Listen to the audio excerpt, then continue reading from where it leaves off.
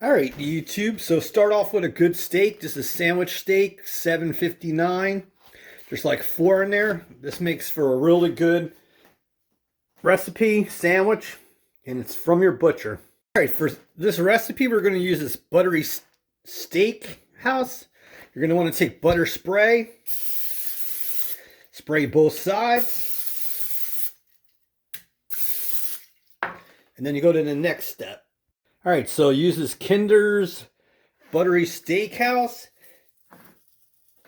and you're going to want to put this on both sides, and don't be cheap. Put a good amount on both sides, and then go right to your air fryer. All right, so for this, hit air fry, time 3 minutes, temp 380. Hit start and let that warm up. All right, YouTube, so it says add food, so you're going to just want to put your food in there. All right, so it's in there. Just do it, and we'll flip it when it's like a minute left. All right, so it says turn food. Pull that out. You see that steak, you're going to want to flip it over. All right, so I flipped that over, push it in, and let it go for the remainder. And there you have it, YouTube.